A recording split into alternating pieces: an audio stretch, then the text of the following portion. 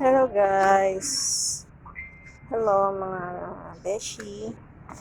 Ito ako ngayon sa aking garden.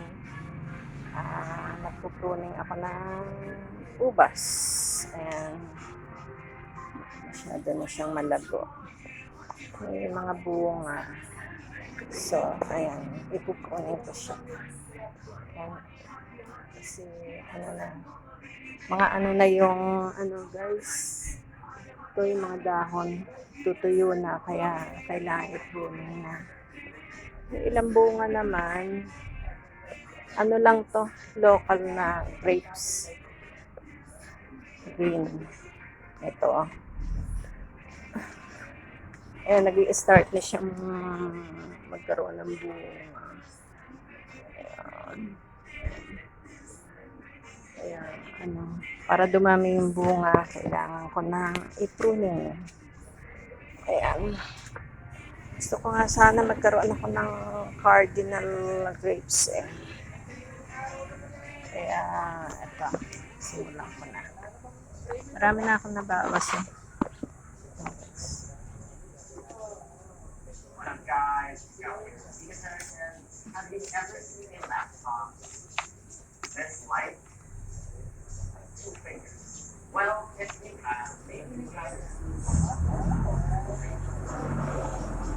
maybe lightweight.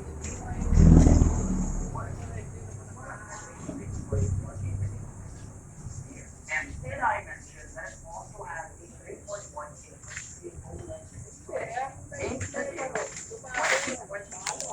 Huawei MateBook X Pro.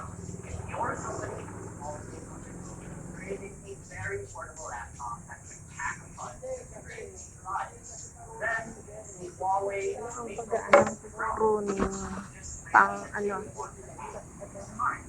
weighing in at 580 grams inside.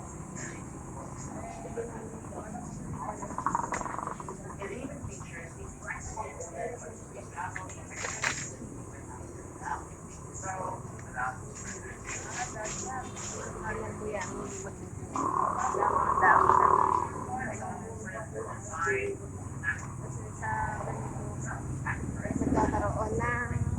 nagkakaroon ng bunga yan.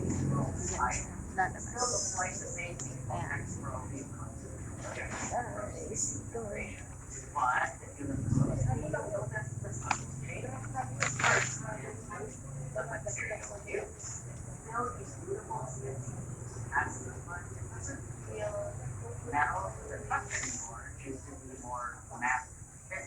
Huawei calls it its skylight design, which is all new 20% more Lang guys, alanggam lang.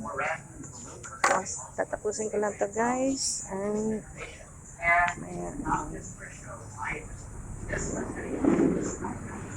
malago yan eh. Hanggang dito sa may kubo guys.